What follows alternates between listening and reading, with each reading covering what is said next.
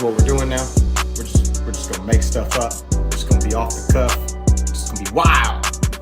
And this is crazy because y'all are Cowboys fans, from what I understand. And what's even wilder is y'all gave it like the hard pause. Like y'all gave it like the, oh man, he about to say something profound. Like he's gonna drop the mic. He's gonna give us the knowledge of the Cowboys' first round draft selection history. Send this to a Dallas Cowboys fan. Is it true? Is it true? Is it true that the Cowboys have the best fans? Yes, sir. I trip out on that. Because I'm swimming in it. I wear this jersey every first game. It's my favorite jersey.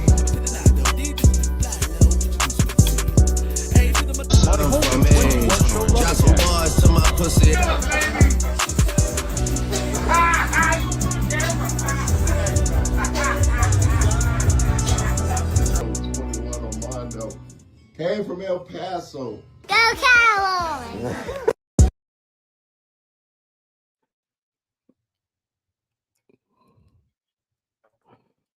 What's up? What's up? What's up? Dallas Cowboy fans, what's happening? Say, man, we are back. We are back. An unusual day for us, a Thursday. We missed Tuesday night because the big fella was traveling back to Denver. But we decided we're gonna do this on a Thursday night. And man, for the first time in a very long time, in a very, very, very, very, very long time, all four of us are here. So it must be some things that's going on with the Cowboys when all of us got them. We made an effort today to get our butt here on the Cowboy Up podcast. Man, let me introduce the crew to everybody. I know y'all know us all, but I like to introduce it from the 915 West Texas. My man, 21, Armando 21. Right there. And then my man from South Texas, from Austin, way of Plano, Texas. My man, allow me to butt in sports. Saru. And from the great state of Arizona, 520. My man, Mikey. And he's always mic'd up. What's up, Mikey? Hey down, baby boy. Go Cowboys. You already know. We already know. Look, the Cowboys have been making news all week. For the last 2 weeks, from Super Bowl interviews to hiring officially our defensive coordinator. So that's where we'll start today, man. We're going to start with the hiring of our defensive coordinator, former defensive coordinator here, former head coach of the Minnesota Vikings, Mike Zimmer. Okay. So we'll start with Rue. Rue, what do you think about the official hiring of Mike Zimmer? I mean, welcome back. I'm hoping he brings the right attitude to this defense. This defense is going through a lot in terms of character right now. There's a lot of question marks on this defense just based on how they finished out the season, how they finished out that playoff game. It was an atrocity all the way across the board. And it's just like, I'm hoping he brings that fire that everybody keeps talking about he brings. I'm hoping that it's not all just talk, because this defense needs a lot more than just Mike Zimmer. We still have a lot of holes in places. We still got to shore up that D-line. We still got to shore up these linebackers. And, having Trayvon back is a blessing. I'm just hoping that we're able to keep Gilmore in the process. But, we've already – Mikey sent a video to all of us earlier. We seen him talk very highly about these guys. So I just hope that he changes the culture in this locker room a little bit, because it obviously needs a kick in the teeth right now. Okay. 21. What you think about the official hiring of Mike Zimmer, man? Do you think it's gonna? Well, we're gonna see a difference on the field. My better question about Mike Zimmer, and I'm gonna let you answer, and I'm gonna let Mikey, and we're gonna come back to Rue with this question. Okay? Do you think our personnel fits Mike Zimmer's defense? Yes, I do think so. I think that Mike Zimmer, he's gonna know how to use these guys. So definitely think if it's gonna fit his scheme. But I'm with Rule, man. I'm all about. I want to see what he brings. We all seen the videos of him getting after players, you know, and I want to see what this new I guess this new generation of players, you know, this I want to see what Mike Zimmer, you know, what he brings to the table as far as, you know, is he going to get on them, or you know, what type of attitude is going to be. And like Ru says, we still got a lot, you know, we got a new defensive coordinator, but there's still a lot of holes that we need to fill. So, you know, I think it's going to be a big challenge, you know, and I want to see how Mike Zimmer, you know, responds to that challenge. Mikey, same to you, man. Does our personnel fit him, and are you happy with the hire? I'm very happy with this hire. He's going to bring more of a physicality to our defense, something that we need. And yes, he's a 4-3 guy, and that's what we got.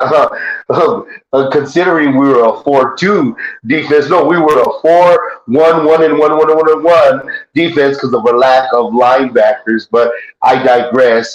But it depends on the personnel that we get. But we have our 4 down linemen. We got our 1 technique, our 3 technique, and then we have our edges, our two technique and our 3 technique and our edges, and that's what he works with.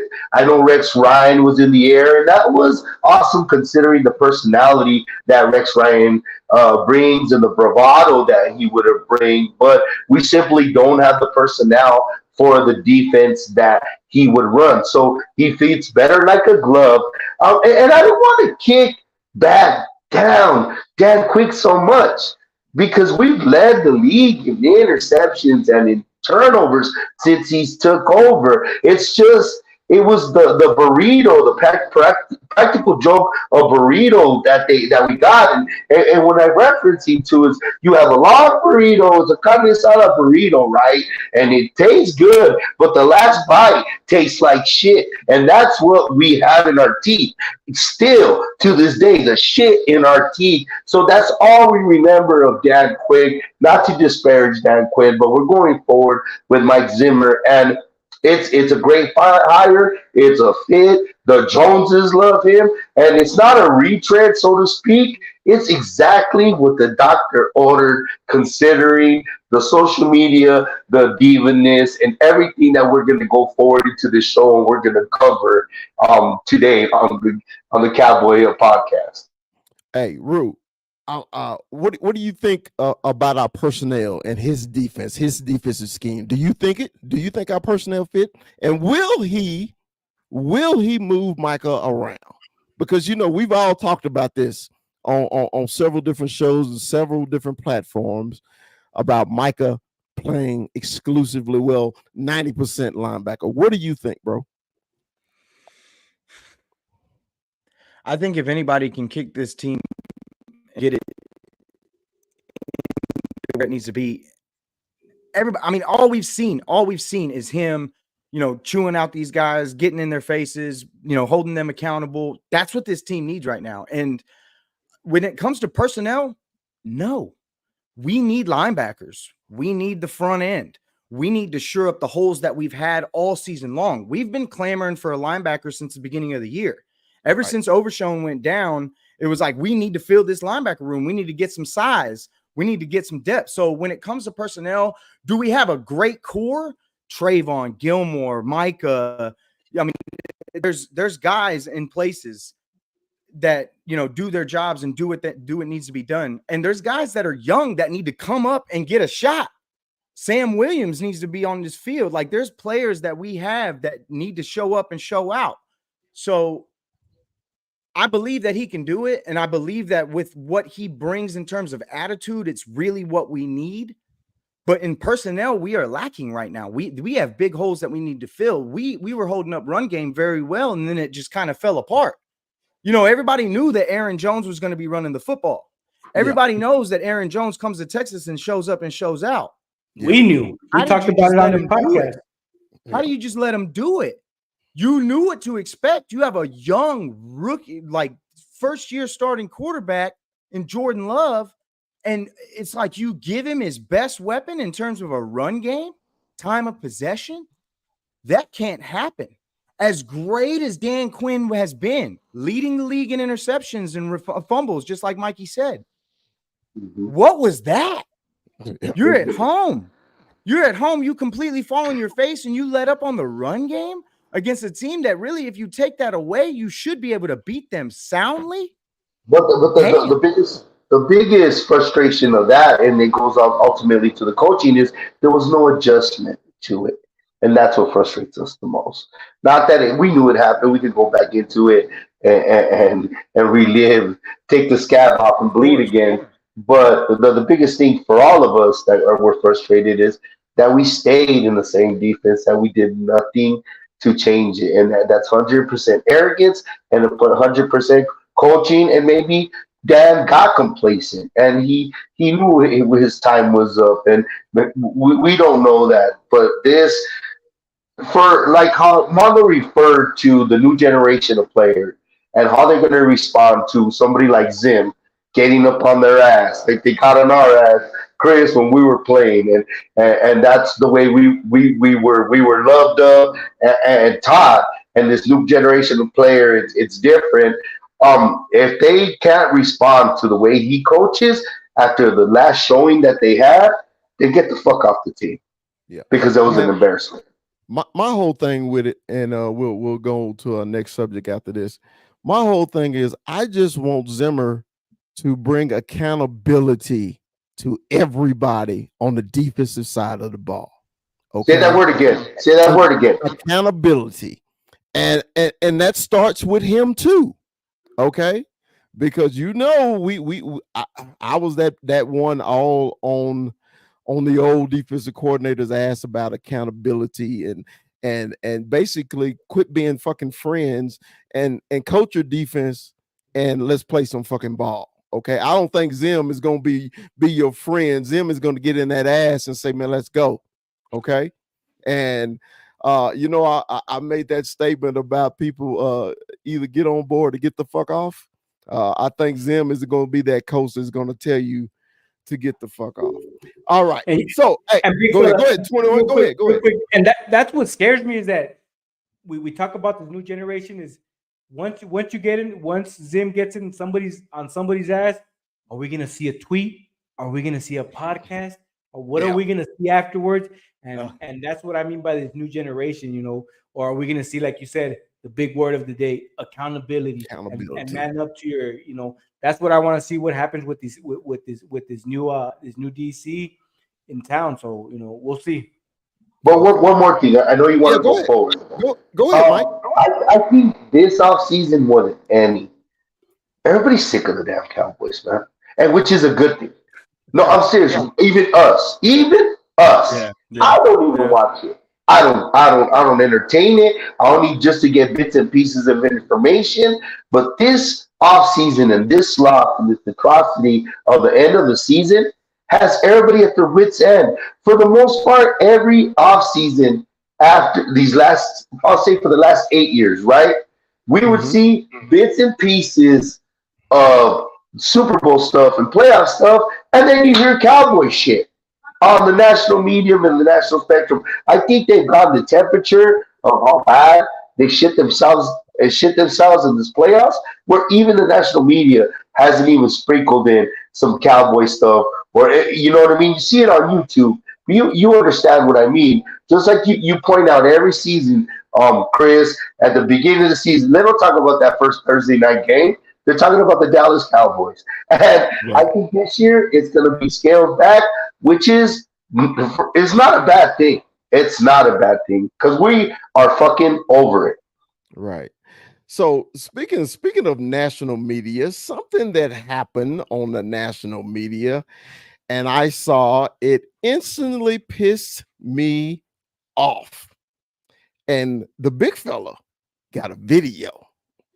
And big fella wants y'all to listen, watch, and comment. Here we go. What happened and why your team isn't here? All honesty, I think the main thing is we was burnt out, man. Long season, team dominantly healthy throughout the season. The legs get tired, but also, you got to give hats off to Green Bay, man. They came out with a great game plan. Rolling out towards Micah and then running away from me. I feel like, that's what they needed to, get their game started, and they jumped on us fast. And what about adjustments? Yeah, adjustments, man. Feel like we went in the locker room and, we came out, ready with our adjustments, but still didn't go the way that we planned it to go. There's a lot there, though. You guys are, I think, there's a lot there. Hold on, Mike. Hold on. Hold on.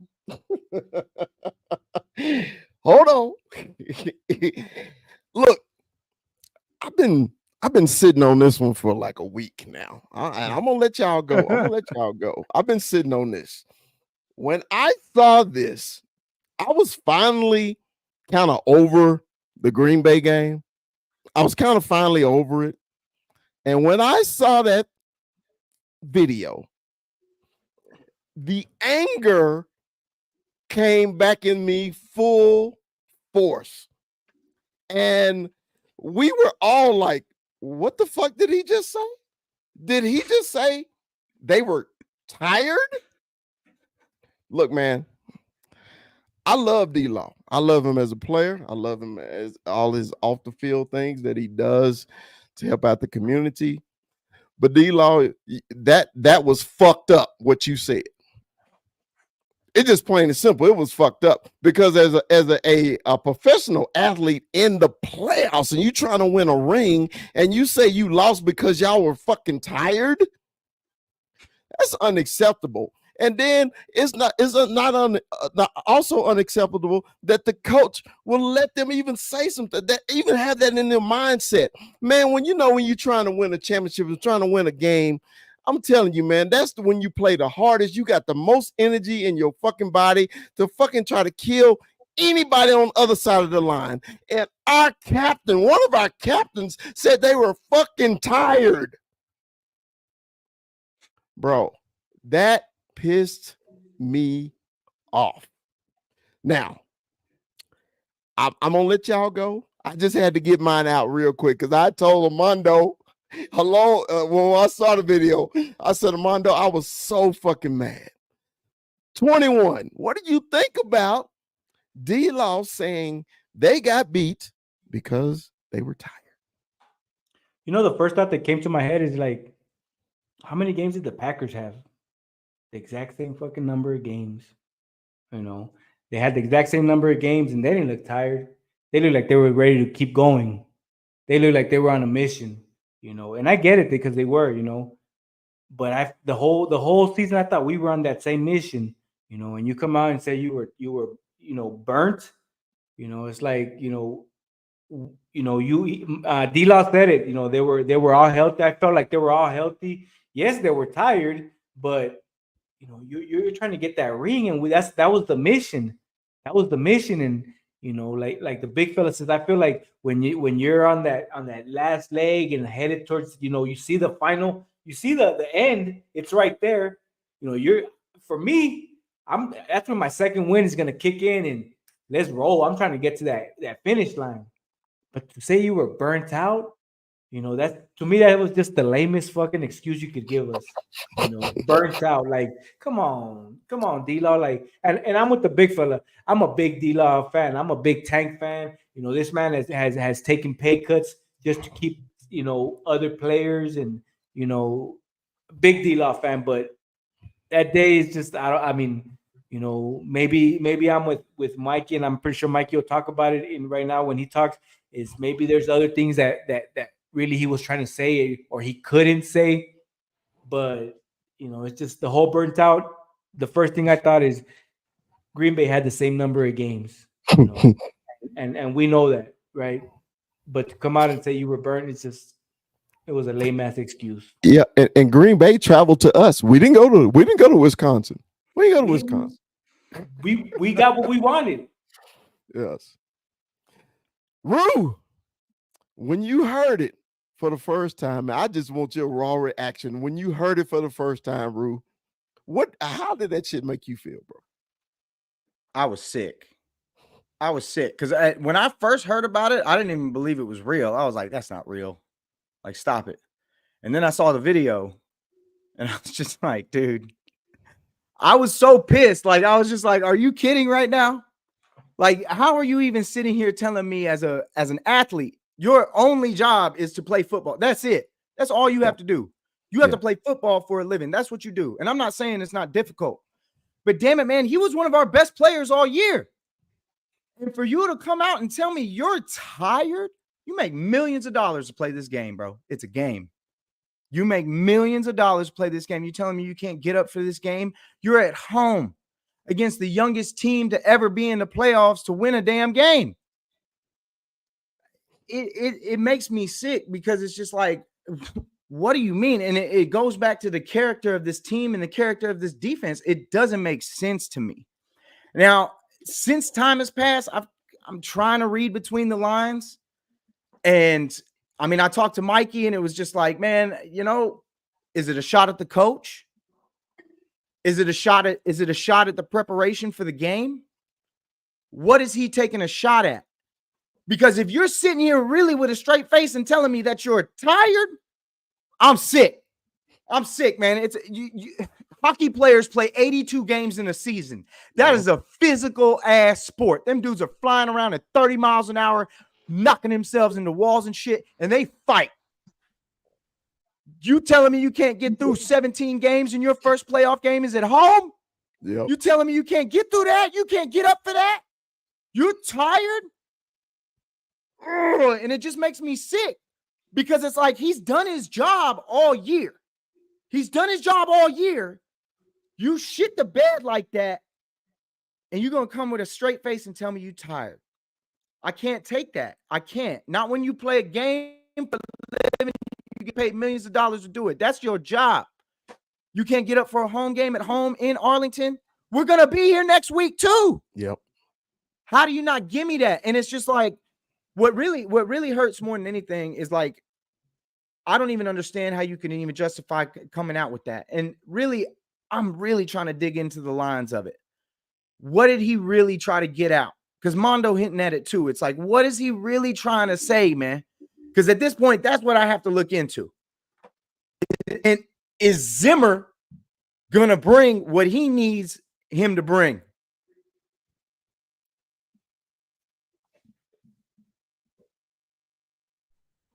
Mikey. So you both touched in there, all you guys. D-Law has been the most consistent player. He probably was the most consistent player on our team, the best run defender at our weakest point. And I think he meant the whole team was tired and their legs were gone without saying his legs were tired, but he had to include that. If you really listen to what he said. And then he backpedaled and he actually pointed his finger at another player because who else's name did he say in his rep? Whose name did he say? Michael. He said they ran at Micah, the guy that is gonna be the top defensive paid player in the league. The guy that we want to be the one taking that and stopping it. He said they ran away from him and went to Micah. Did you hear what he said? He's not pointing the finger, but he's throwing rocks. He's throwing rocks, and I loved it because, like we were talking about earlier, Christopher, accountability. It may be passive aggressive. Maybe we don't have D-Law on the team next year. And you said it too, Mondo. He's taking pay cuts. At one point, he was the highest paid defensive lineman in the league until his value went from a pass rusher to a run stopper to being just a pillar in our defense and a pillar in our team. So he's done that. And he's done that for the team. And he was the most consistent defender on our team this year that showed up. I don't think I ever saw this guy tired. We should have looked up, and I'm sorry if I didn't research how many snaps he had to the rest of the team. And I'll bet you my left one that he is either one or two in snaps and in tackles and stops and controlling his edge. I don't think it's too mad at D-Law. I think he's just throwing rocks and shade at his defense and rocks and shade at the superstar on our team. Did it piss you off though, Mikey, when you heard him? Because it instantly pissed me off. It's just it was those buzzwords. It's something you didn't want to hear. Our legs got tired. It was those buzzwords, but when you listen to it again and dissect it a little bit, he actually fucking they ran at Micah. And they ran at Micah at one of the first losses ever. What is he saying right there, Chris? That's what I listen to. I'm a toxic motherfucker. You know what, Mikey? It's crazy that you say that because I hadn't looked at it like that. I hadn't looked at it in a as we call it in in the hood, a dry snitching. Yes. Dry snitching, right?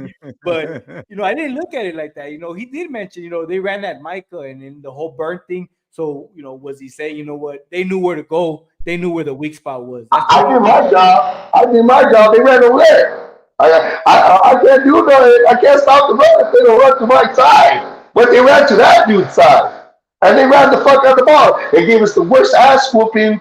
The worst ass whooping. No, the worst ass whooping in Dallas Cowboys playoff history.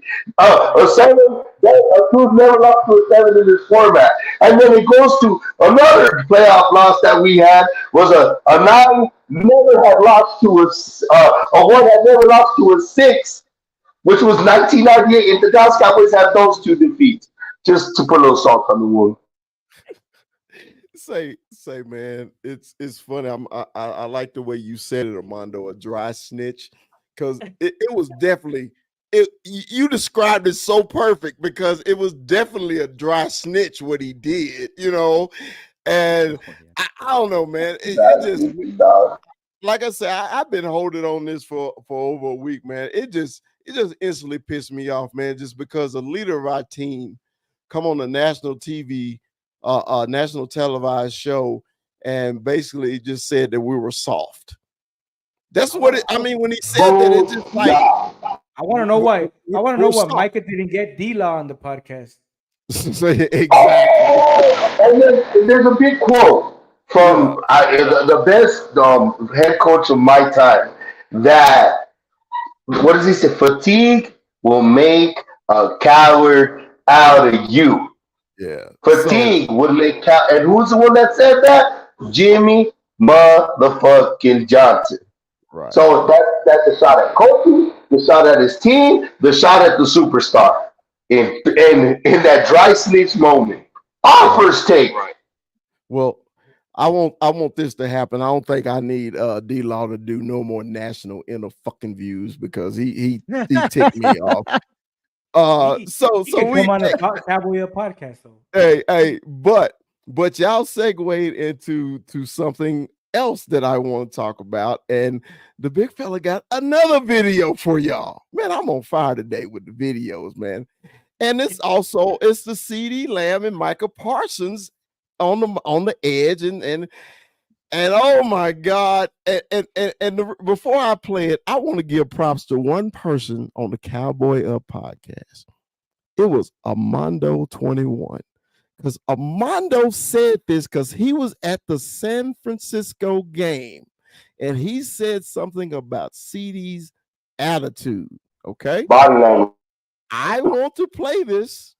Here we go.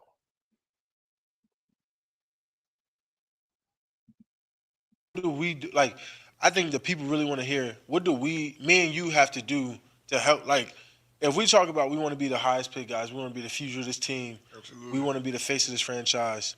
I feel like I know what I have to do. What do you feel like you have to do coming into this offseason, understanding the contract situation and how things need to be dealt with? And we already hit that, but what do you feel like you need to do to uplift the receivers around you, or like Absolutely.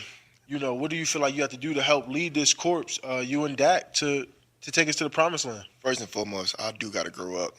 There's plenty of ways of me handling different situations. Me being mad is not one of the answers.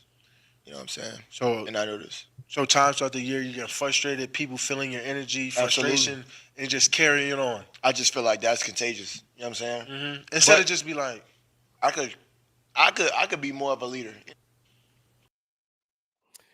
All right. So he literally admitted that on the field he got pissed off in San Francisco. He pouted like a little baby. He started being more accountable, our key word. And he said he should have been more of a leader. So, Rue, I'm gonna start with you, bro. I tell you, our Cowboys sometimes it's just amazing the things they say. Rue, what you think about what CD said? Man, these dudes talk too damn much. Y'all talk too damn much. That was perfect. Y'all talk too damn much, man. Y'all are always talking. It's always this or that. And it's from top.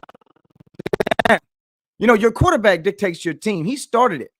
Remember what he told us before San Francisco? I know you all remember that before what he said to us before that game.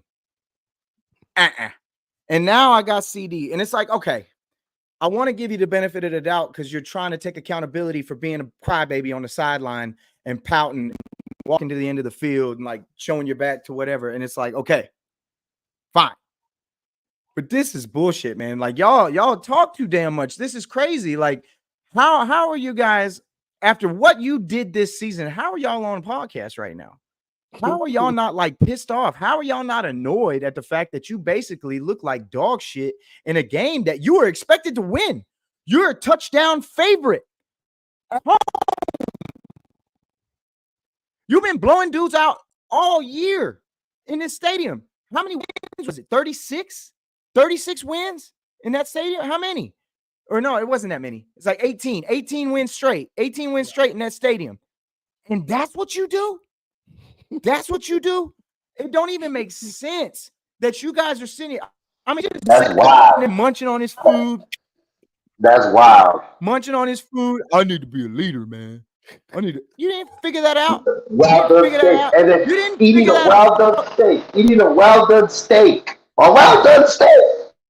You ain't no Texan. I know that. Eating a well done steak. Listen, damn it. I don't know how you're sitting here with all this nonsense and munching on your food. You didn't figure that out when they put that 88 on your back. You didn't figure out you were gonna need to be a leader on this team when they slapped that 88 on your back. That ain't no retired number. That's a historic number in this franchise. From Pearson to Irvin to Dez. I mean, it's just, come on.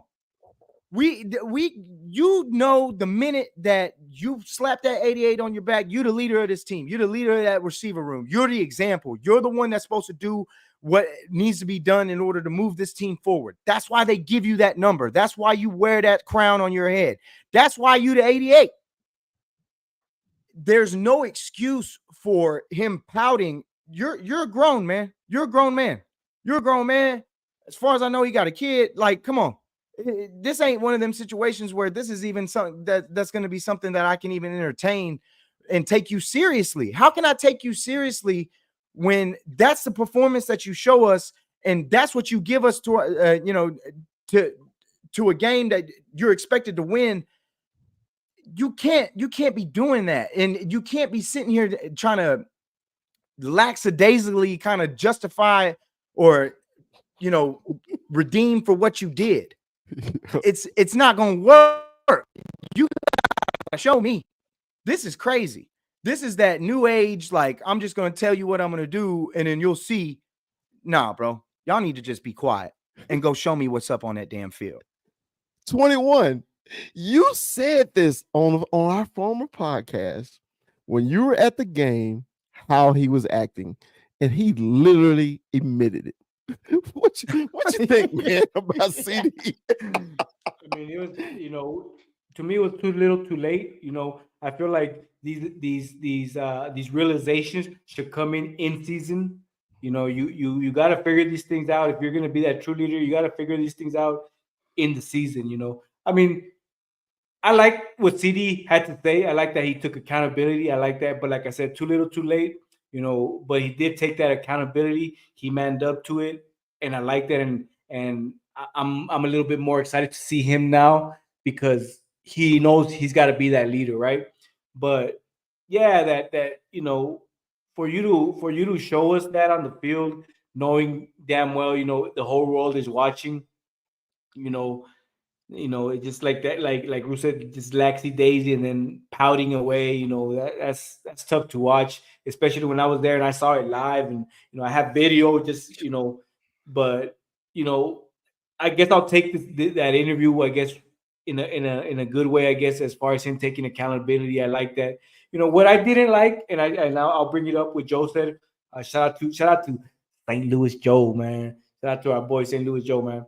St. Louis Joe. I love, man. Hey, they talked about money. They talked about money. I didn't like that. We know you guys want to be the highest paid players, and we know you guys deserve it because you guys are that type of player. But to throw it out there like that, like it makes it seem like y'all that's what you're all playing for. And we get it. Like the big fella has always said, get your bag. We want the players to get their bag, because at the end of the day, I want to raise too at my work. So I'm pretty sure y'all want to raise too. So get that bag at the end of the day, but don't do it like that. Don't get all oh, let me just sit here and eat my steak and let me enjoy. Let me go and bring on Jordan Love, the guy who just embarrassed me. You're up next. Come on, man. Let's. I feel like they're trying to be like LeBron, the buddy buddies. Buddy buddies of the NFL. Yeah. Bro, This dude just bro. embarrassed you, and you want to bring him on your podcast? Dude, I like the Jordan mentality where I was like, fuck y'all. Like, fuck y'all. I need And I Larry need Bird. Larry, Jordan no, and we need Isaiah more. Thomas mentality. Larry Joe Bird. We need some more Larry Joe Bird off all these motherfuckers instead of this AAU mentality where everybody's friends. And that's what that 7-on-7 induces. These kids are seeing each other cross country, and they're all friends. But like you said earlier, Mondo, that's the new generation player. We're all plugged in. We're all connected. They're all talking like how we are. Like we're connected. Make this podcast at one time wouldn't have been possible. A guy via Plano in Austin, a guy in El Paso, and a guy in Denver via Dallas or Arlington is talking to a guy in Arizona, and we're doing this, and that's how connected we are. With CD, it's like how you said the big blow up was the Niner game. So you and your girl had the blow up in the Niner game, and you saw her show her ass. And then we worked things out, and things were marvelous. They were beautiful. So you work up to this relationship, and you decide finally to bring this girl home to the family. Bring her to mama. Bring her to the wedding. You take her to the wedding. And at that wedding, she shows her ass. But at that wedding was the culmination of the relationship where you could have decided to marry her, but she showed her ass, rolled her fingers, and had that body language. And your tios, your tias, your mom were like, don't marry that girl. Nada, mijo, not at my house. And that was the wrong time. That's the wrong time. I know I do the analogy thing, but that's the biggest analogy I could get. And then after your toxic ass is done, I was like, yeah, I need to grow up. Well, no shit. It was the biggest moment. This is bigger than you. They don't understand. And that's why we are so devastated. We're so fucking over it. They don't realize exactly the segue we're going to get into with what Evan Smith said. It's bigger than them, and they act like they won those rings, and they have earned that. And it's bigger than them. To fucking show your ass at that minute, at that point, knowing the detriment of what your body language and what your key role is in this, but then there's the other side of that coin. Our quarterback needs to be mentally stronger to overcome anybody, because we saw what a mentally strong quarterback does this weekend. But Man, for them to be in a podcast and let us know, it just sounded like a bunch of brats, man. A bunch of brats saying, "Oh, well, we burned down the house. Well, we're not going to play with matches anymore." Suck and, a and dick. and basically, man, when I watched the whole thing and when they lead off the show, basically saying both of them, we want to be the highest paid players in the NFL. So basically, what CD and Michael Parsons has just told all you Cowboy fans and everybody, Jerry got to give them the bag or they're not gonna play. They're gonna hold out. I mean, just literally, he literally told y'all that that's what he's gonna do because he wants to be the highest paid wide receiver in the NFL. And and we're gonna segue into what Emmett said, okay? And it's basically being true. But when you put in, okay, you had 1,000-yard seasons 3 straight times, blah blah blah. Okay, this year you balled out, and we were all happy with CD. But do y'all? I'm gonna just ask y'all. Do y'all think CD should be the highest paid receiver in the NFL? Is he better than my man in Cincinnati? Is he better than the Justin Cheetah? Jefferson. Jefferson, is he better than the Cheetah? Is Yeah. he better than Aaron in Las Vegas?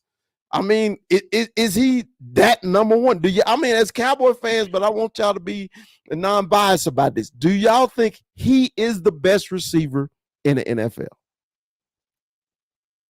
It's funny, like, I'll get drunk and then I'll go look at our old stuff from our own podcast. And this was actually this was a question around off season last year.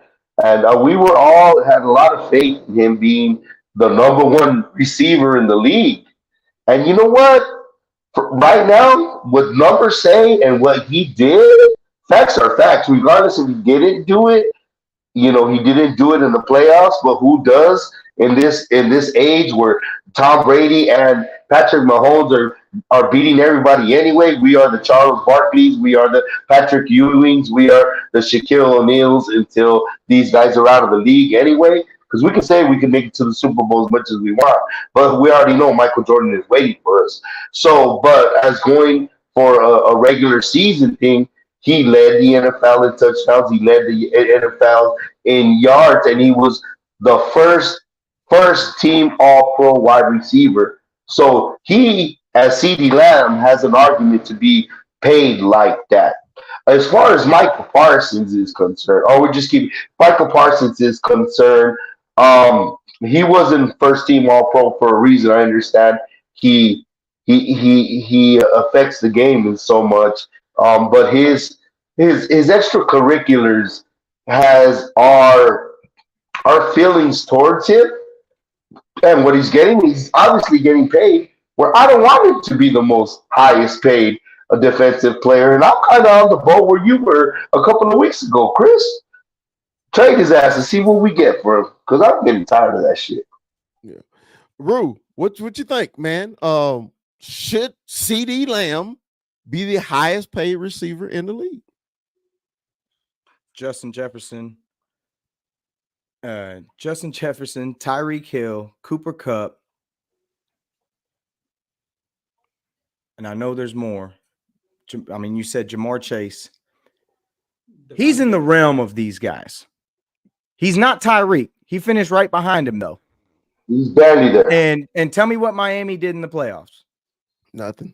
So we can't really blame him for these playoff things or whatever. He does have to show up, but they showed up way too late in that game for anything to work. I mean, that first half, ball went right through his hands like it is what it is.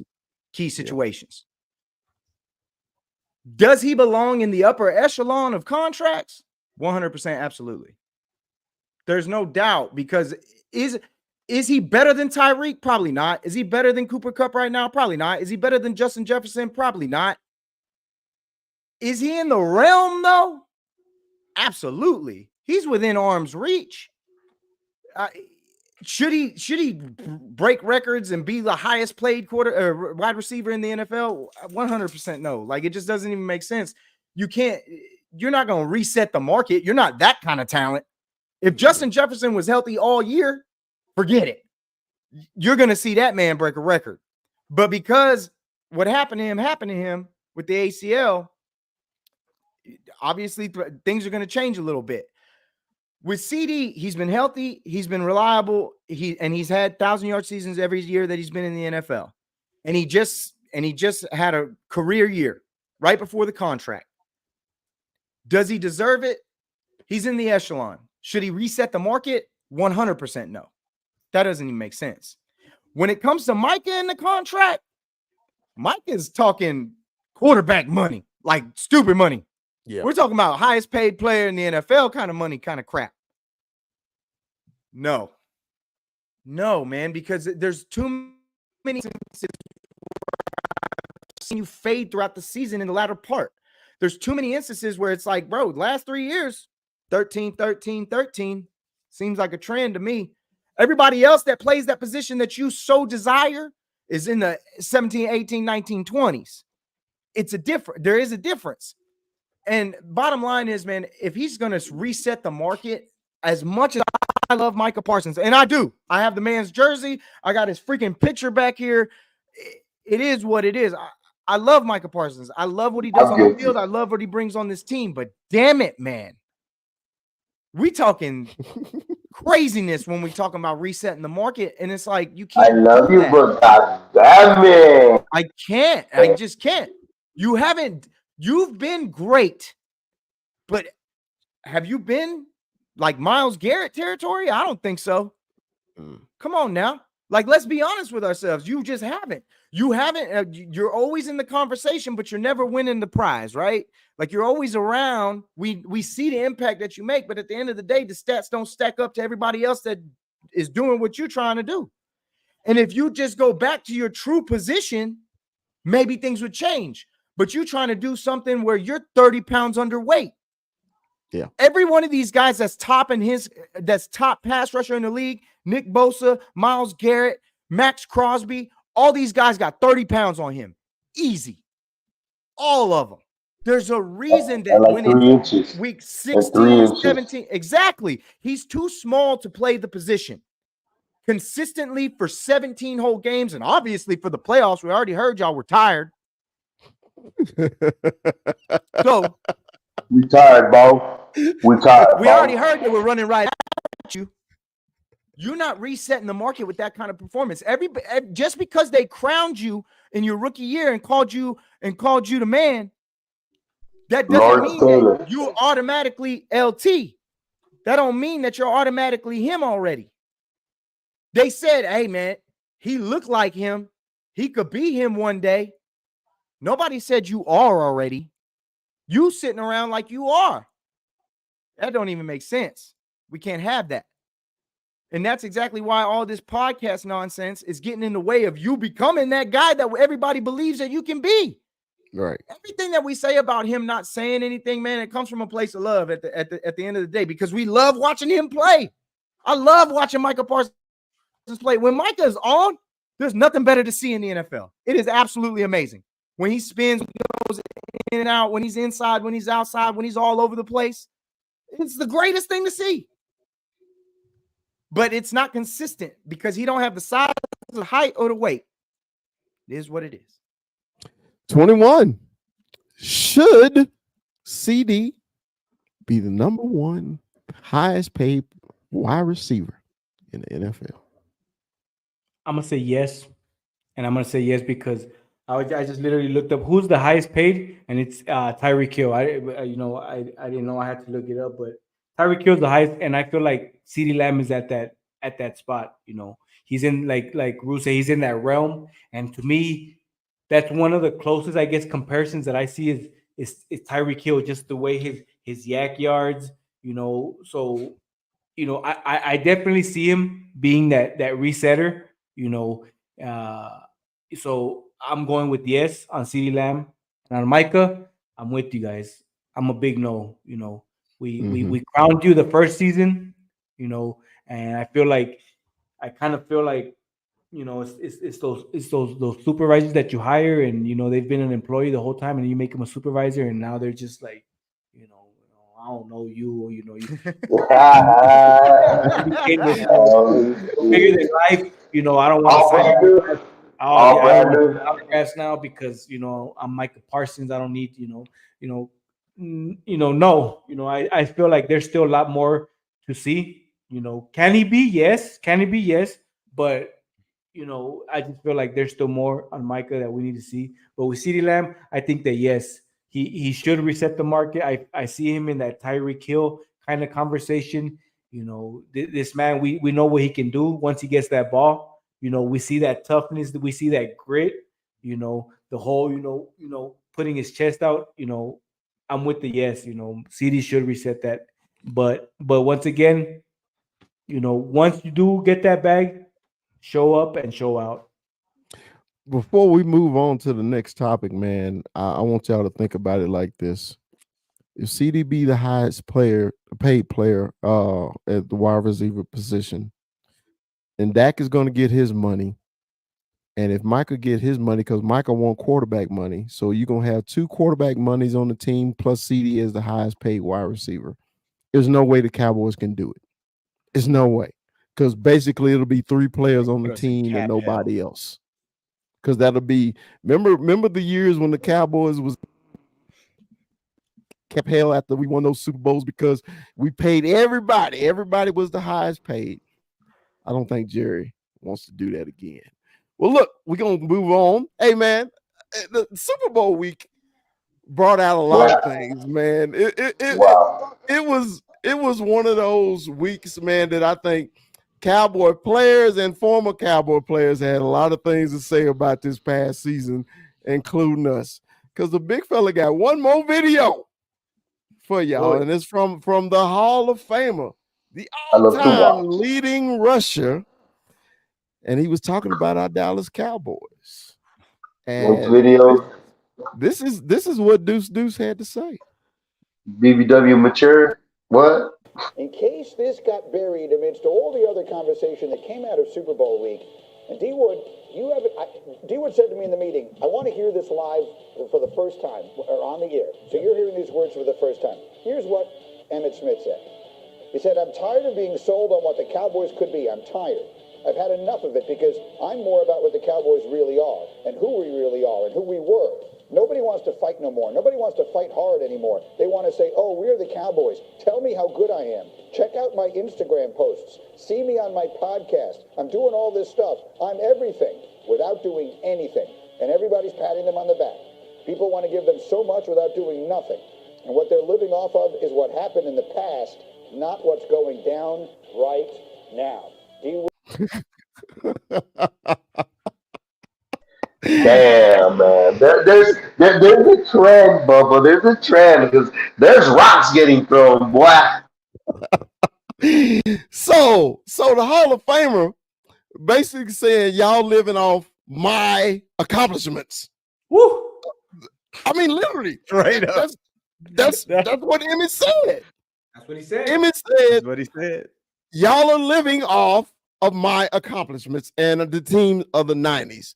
And you know what all Cowboy fans get dogged out about we live in the past, we live in the past.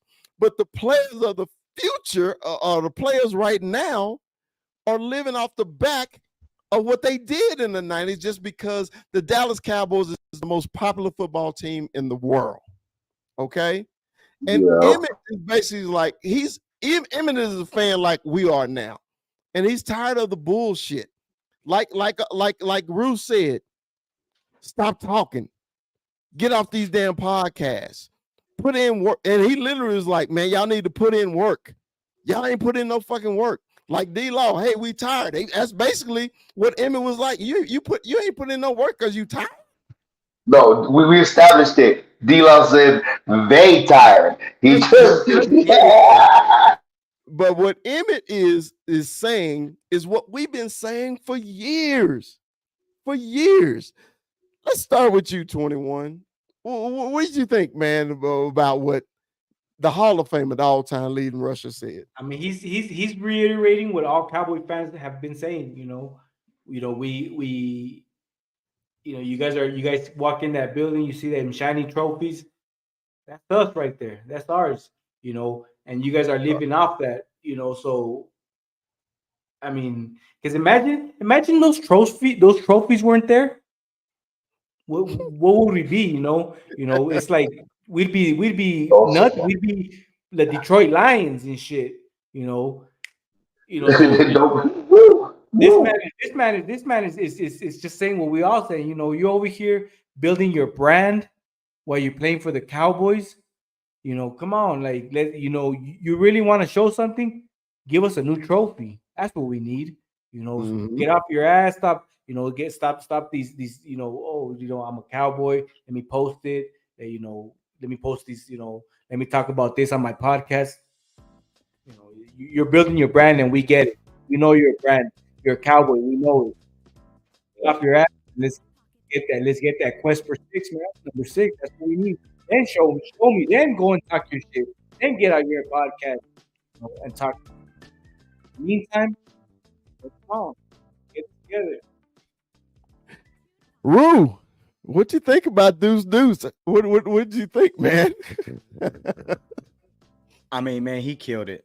He killed it. And I'll tell you what, it's real easy to build yourself a brand as a Dallas Cowboy because of what he did. And he basically nailed it because it's just like y'all are living. They basically are. They're living off of what they did in the 90s because we're the most watched team, most sought after team, most eyeballed team in the entire league.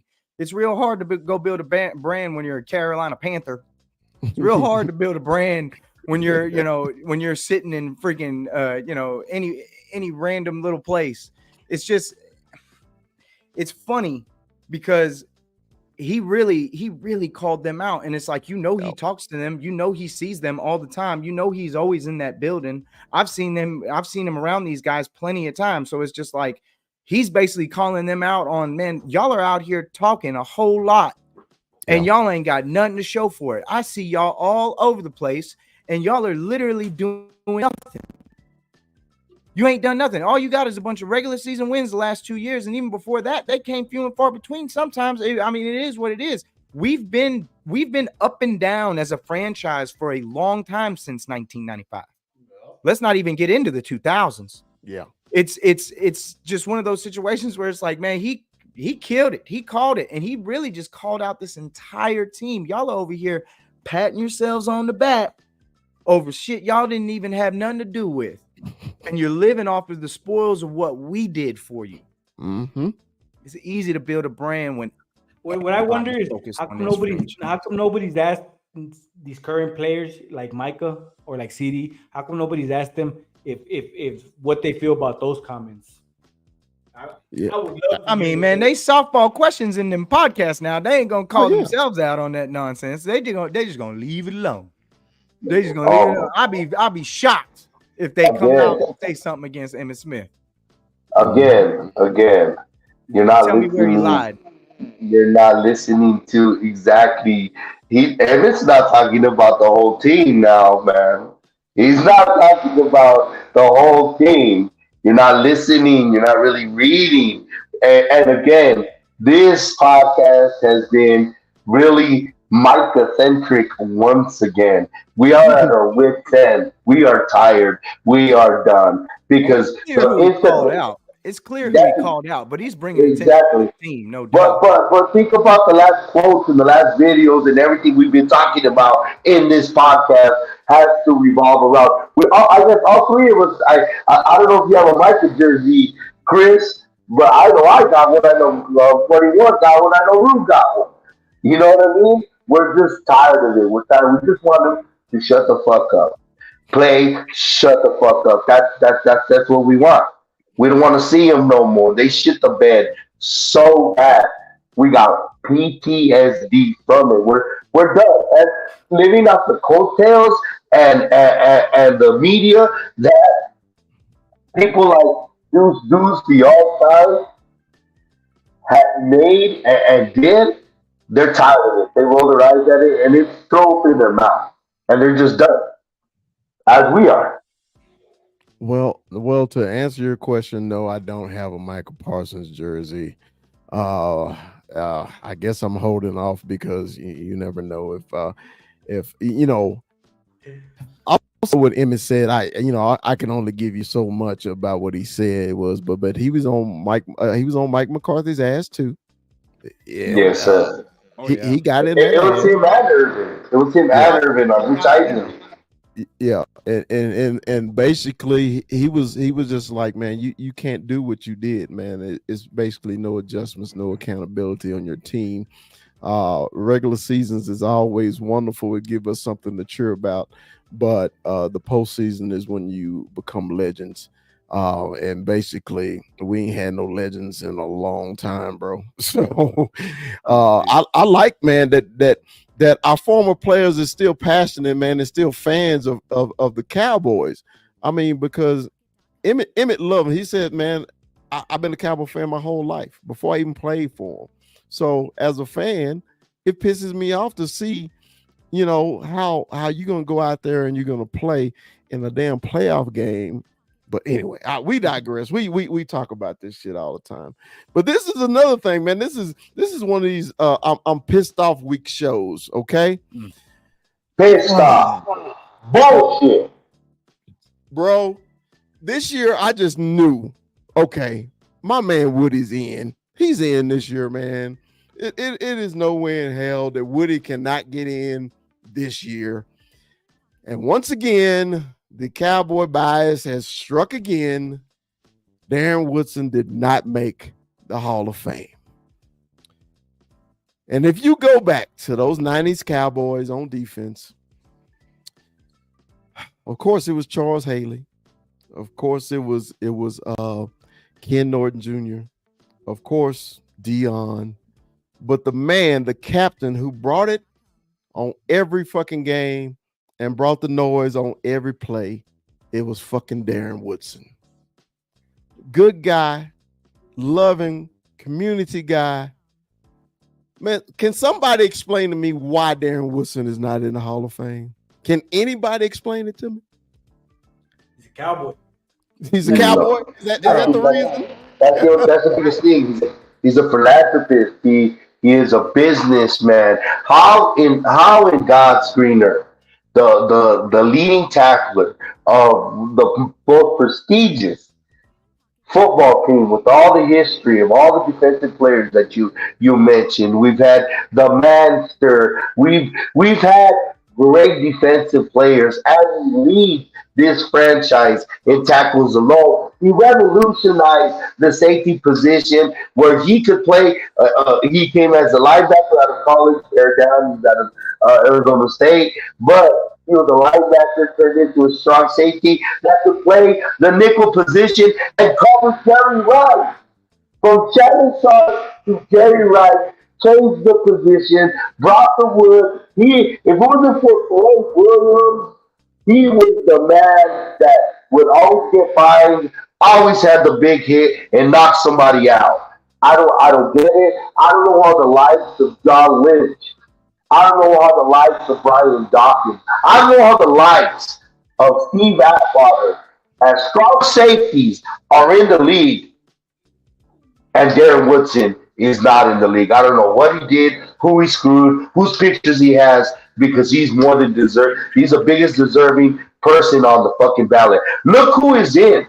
Who the fuck got in? And Darren Woodson is better than all those players. Look at the list that got in. I don't have it on hand. And I was like, Darren Woodson is more of a Hall of Famer. At least the top two could say. I think it's a pass rusher from the Panthers. Fucking goddamn it. Ended up with Green Bay. I digress. Julius Peppers. Peppers is number one. I think Darren Woodson and Peppers' career is comparable, and he's the number one guy on the ballot that got in with the most votes. Suck my ass. I don't know what's going on. I don't know who he has to screw. Rue, tell me, Rue. Rue, I know you're the logical one. You think about this a different way, educational. You got stats on this shit. Rue, please explain to me I mean, Why tell me what Darren else he Woodson? needs to do. He played in this league for an eternity. The Mhm. dude was an interception machine. He was all over the place, everywhere you needed him to be. He could stop the run. He could stop the pass. I mean, he was the perfect safety. He was the perfect safety. He could lower the boom. He could cover. He literally was the perfect hybrid safety. And the disrespect in terms of, I mean, think about how long he played. He played for an eternity. He played well into the 2000s. Like, it was just like, man, I don't know what else you need from this man. He's got a title. He's played for a long time. He was a leader of his team. 3 titles. Like, I mean, I'm saying he's got titles. He's got the longevity. He's got the numbers. He's got stats. What else do you need from him in order to understand that you keeping him out is literally a crime, especially when I see Eli Manning on this list? Like, really? Eli Manning getting into the Hall of Fame off of 2 games. Because it wasn't the next season that he ever led the league in anything. Yeah. Maybe interceptions. Hey, don't hate on Eli. He's living off of 2 games. He's living off of 2 games. He beat the GOAT twice. He beat the GOAT twice. That's why Eli Manning is going to the Hall of Fame. That's the only reason this man is going to the Hall of Fame. He didn't lead the league in anything ever. When did Eli Manning lead the league in anything? Tell me when Eli Manning led the league in passing yards. Tell me when Eli Manning led the league in touchdowns. Tell me when Eli Manning led the league in how many? When did he do it? This is a Darren Woodson argument. And I'm saying he should be in over that, man. First ballot over 2 games. Eli's next year. We're talking about this year. Eli's next year. He's next year. It's next year. Yeah, it's next year. Yeah, if you're gonna tell me that man's gonna get a first ballot, but my dude that's been in the league and did what he did can't get in, that don't even make sense. I mean, it really is just, and honestly, I'm with Mikey. Who the hell did he screw over, man? What did he do to somebody? He messed with somebody's wife or cousin or something. He did something. Because there's no reason to keep this man out. I can't find a single justifiable reason why you could keep this man out. Not to mention, he transcended his game. It's like, bro, what else do you want? It's not like the 2000s hit and he got soft and sorry. Yeah. What else do you want? Yeah. 21. Why? And I'm gonna tell you that 21. That's my next jersey I'm buying. I'm buying a Darren Woodson jersey. Big fella, you literally, I don't know if he was in my brain or what. And I said, man, you know what? I wouldn't mind a Darren Woodson jersey, man. I know this dude when we was growing up, and we was out there in the field hitting. It was Darren Woodson I was thinking about, man. This dude was laying wood, and and for him just but the why is that star, man. I think that's the why. It's that star, and we've all seen it before. We've all seen, players not get inducted because, we feel like it's that star. That star is that target. But Darren Woodson definitely belongs in the Hall of Fame. We got to start maybe this season, towards the end of the season, we got to start put Darren Woodson in the Hall of Fame campaign or something, because they got to hear it, man. That's crazy. And not to mention, he was on ESPN for 10 years after his career. He was visible. Like, I just don't get what the axis to grind with Darren Woodson, especially with people like John Lynch and Brian Dawkins did before. Get the fuck out of here, man. This is you know how long it took Drew Pearson to get in. Yeah, that's another story. But he was an all-70s player. Hey, I just want y'all to name one safety other than Darren Woodson could cover Jerry Rice. I'll wait. Ed Reed. That's it. They didn't play against each other. They didn't play against each other. Oh, no, you know what I mean, though. I think when we're talking about safeties, it's Palomalu, it's Reed, it's Ronnie Lott. There's a couple dudes in front of him, but Darren Woodson is outside of top 5, maybe at 5. It's crazy, and he's not that. I want to challenge you, Mikey. So you saying Palomalu could cover Jerry Rice?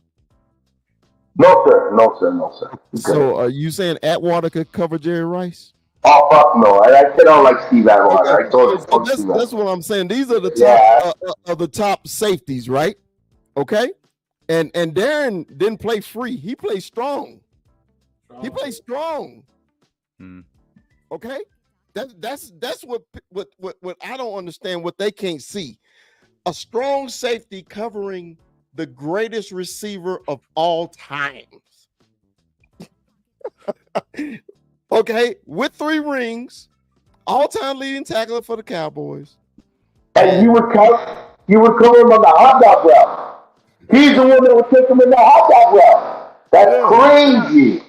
So that I'm just I know, man. It's all political. It's all politics. You know, voting.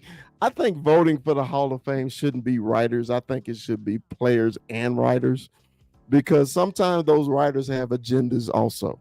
Okay, so it just when I saw that the Sunday before the game, I mean the Saturday before the game, I was really pissed off. But anyway, let's talk about the big game, man, before we get out of here.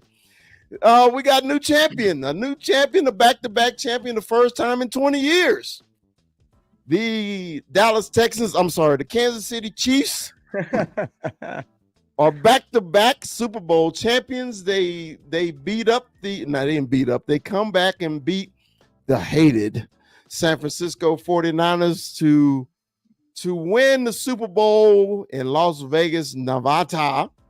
And I told my wife when we were watching the game, she was nervous and she was like, "Baby, Kansas City is going to lose this game. Kansas City." Oh fuck nah. Hold on. Then I said, and Patrick Mahomes threw an interception. And I said, "Baby, Kansas City just won the game." She said, "He just threw an interception." I said, "He's pissed off now." I said, "Baby, after this game, if I'm Patrick Mahomes, I would introduce myself.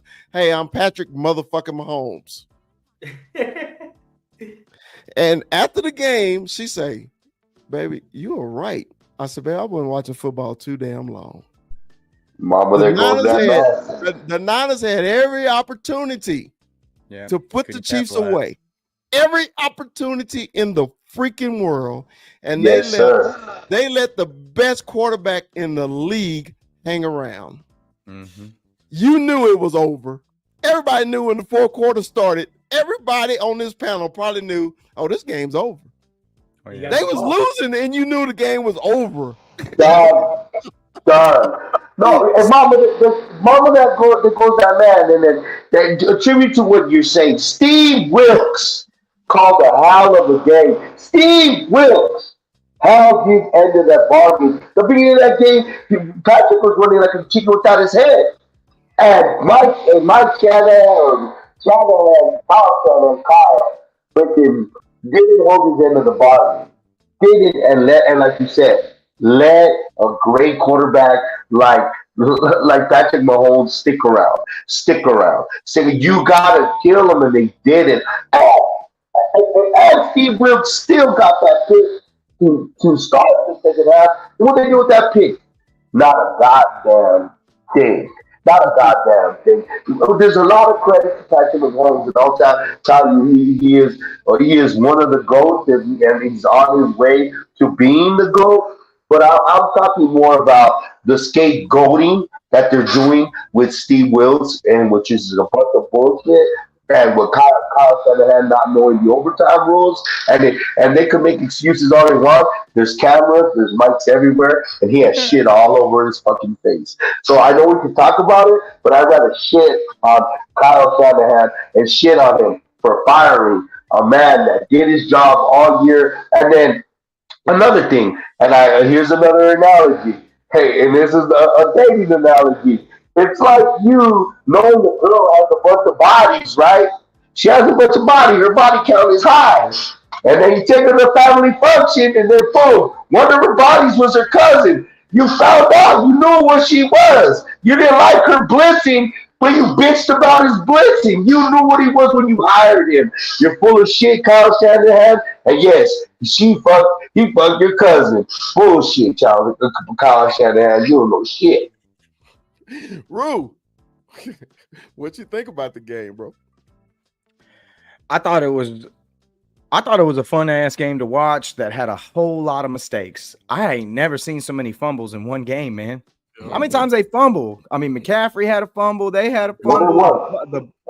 The punt that was fumbled. I mean, shoot, it was an ugly ass game. I do have a question for Mikey. I'm trying to make sure I remember it before I get done here. But all I gotta say about that game, it was a hell of a damn game.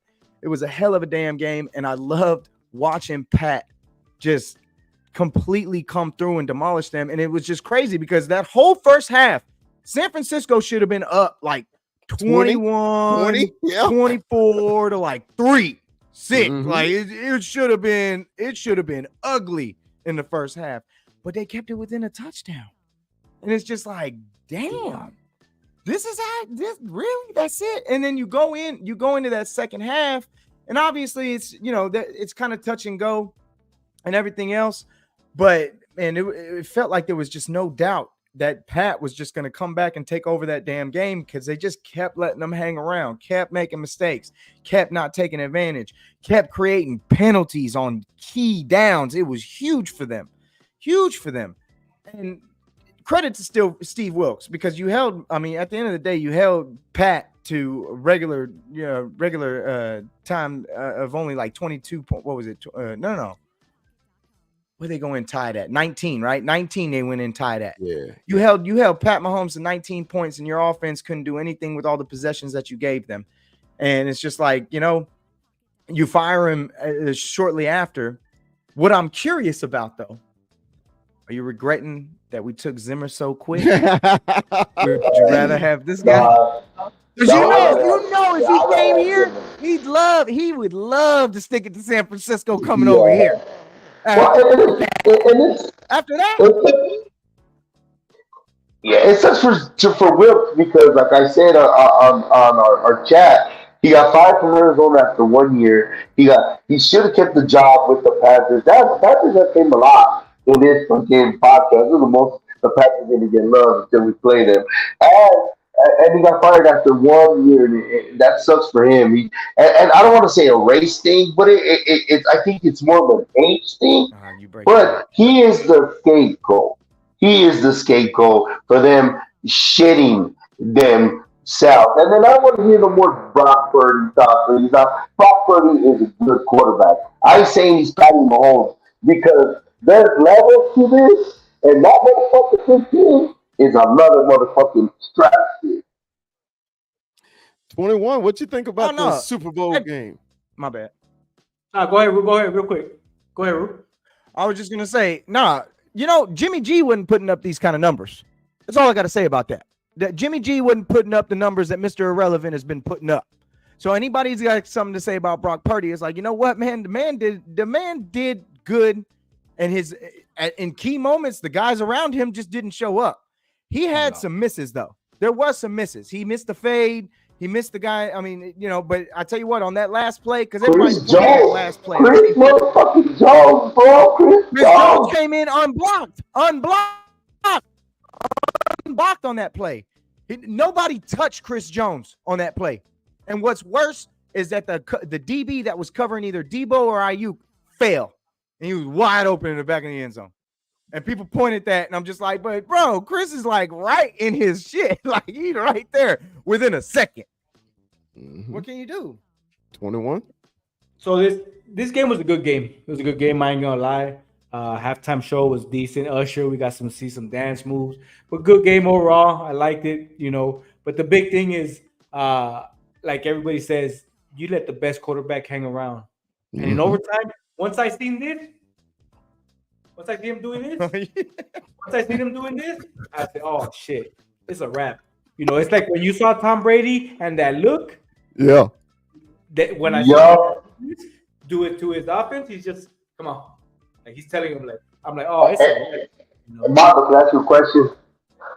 Who fell harder on their ass? The chick on the pole dancer that fell off the pole, or Kyle Shanahan's stupid ass? Kyle Shanahan's stupid ass, man. So I loved it too, man. I loved every second of it. I'm a big 49er hater, so I loved it. But it was a good game. I'm not gonna turn around and say I didn't watch it. It was a good game. Obviously it was what do you call it? It was suspenseful, Yeah. It but was good. and Yeah, it had its boys shout moments, but out to all the Only Twitch. only the second Super Bowl, if I'm not mistaken, in history to go to overtime. Yep. Only the second one to ever go to overtime. and that's funny. Kyle Shanahan is a part of their 7 double-digit give up by a team, right, in the Super Yeah. Bowl. Kyle Shanahan is a part of 3 of them. 3 of them. And they fire Steve Wilkes. Suck my ass with that shit. Hey, calm. It's okay. Calm down. hey, Hey, man. I'm not going to say I wasn't happy. I don't want to see San Francisco. Well, this is a Cowboys podcast. We none of us wanted to see San Francisco because that's a real true rival win 6 rings. We didn't go over there and make TikToks. We didn't celebrate. We got a little shot for it personally. And fuck yeah, I didn't want San Francisco to win. Fuck the Niners. So it was good and gratifying. But for them to scapegoat that man after his performance is a shitty ass piece of shit move. And fuck that fool. All right. Anyway, look. Final thoughts on the Super Bowl for me is just this. I honestly thought that the Niners had a real good chance of getting 6, and in a way, I wanted them to have 6. I know it's kind of a backwards way of thinking because it puts more pressure to me on the Cowboys to get off their ass and do what they need to do. Now, one thing they didn't do it, then I was happy. So it was no way I was going to ever cheer for the Niners to win anything. So I'm just happy that they didn't get it, and hey, Patrick Mahomes did what he had to do. So man, we're gonna segue, man, into we had some tragic news, man, at the Kansas City parade and everything like that, man. It's one person got killed. I think it was 22 that was injured in some just senseless things. And Mikey wanted to have a little conversation about this situation. Okay. So we're gonna let Mikey do his Mikey minute. And it's you go, Mike. Well, as we know, this is sports and football, and this is different. This is our joy away from our day in and day out, our escape, our little delusions of grandeur, a little bit of our imaginations. I've said on other podcasts the reason I love this star, or I love the stars, because I had a lot of traumatic things happen to me as a kid, but the only thing consistent I had was Troy Aikman, Michael Irvin, Emmett Smith, and that trauma.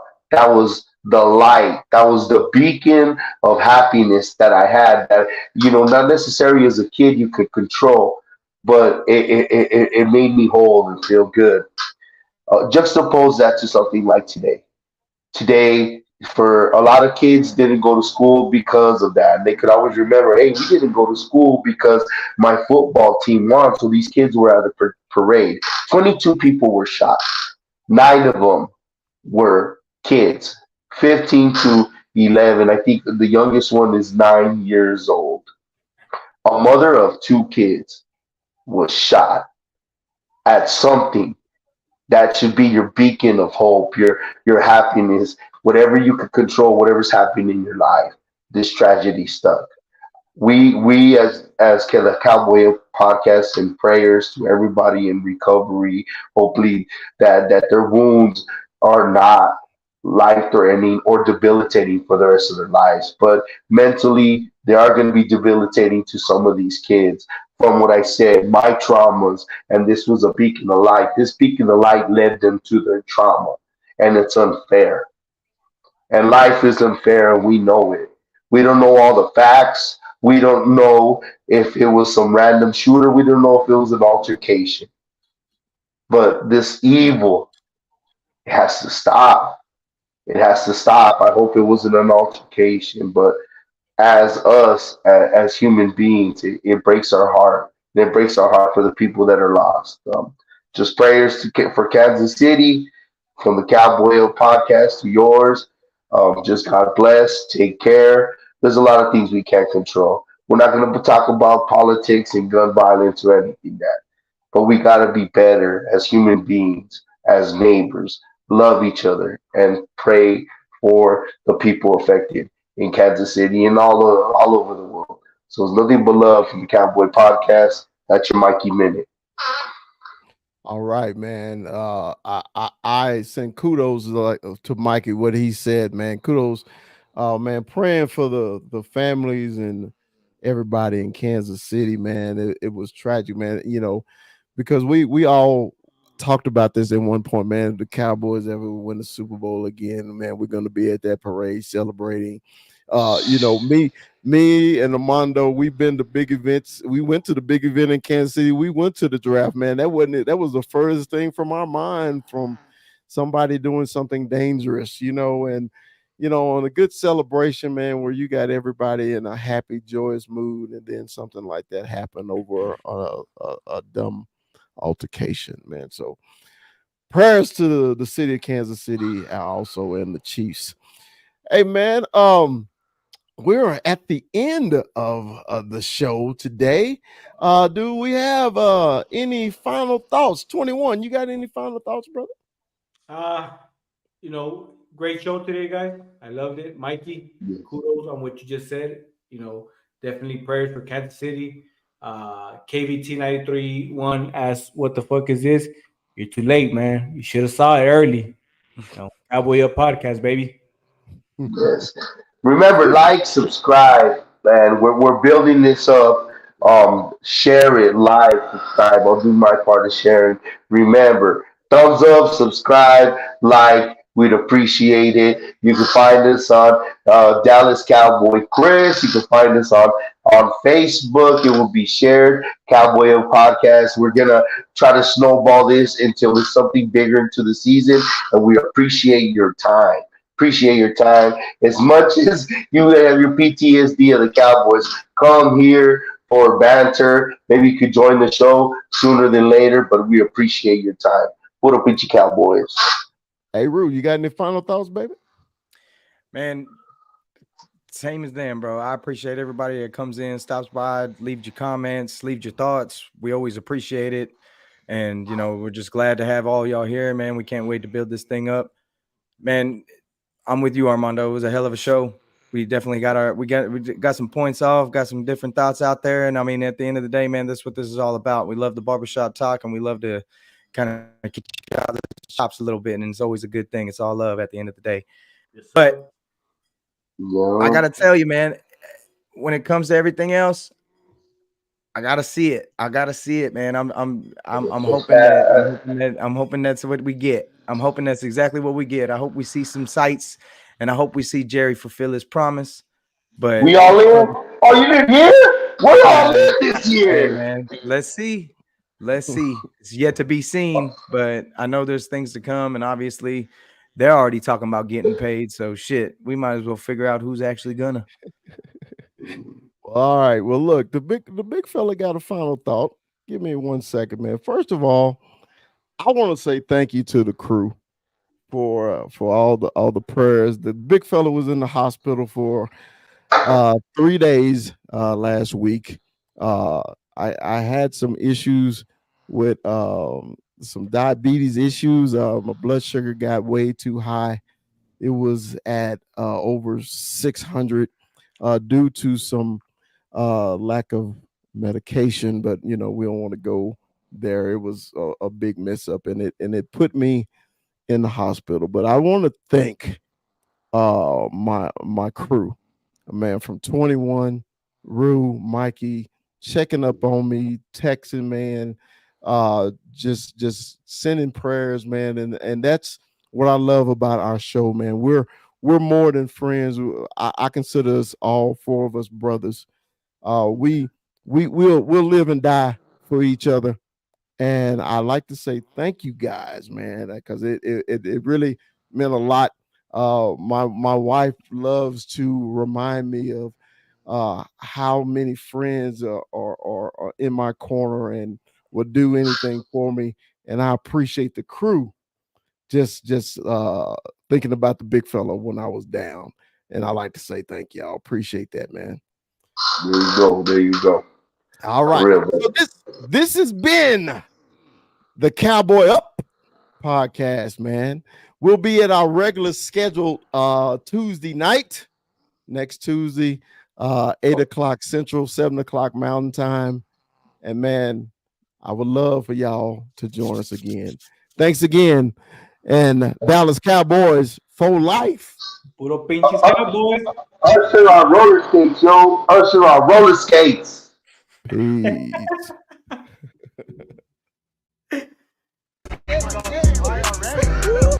This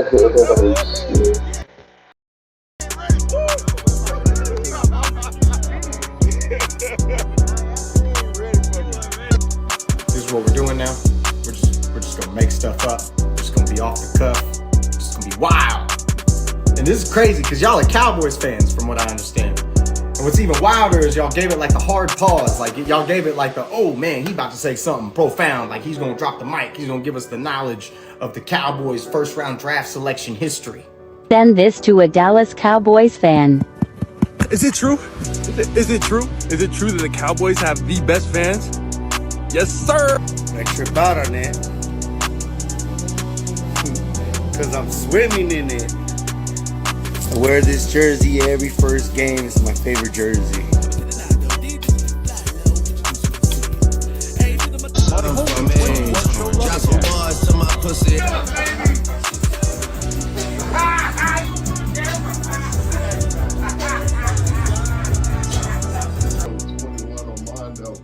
Came from El Paso. Go Cowboys!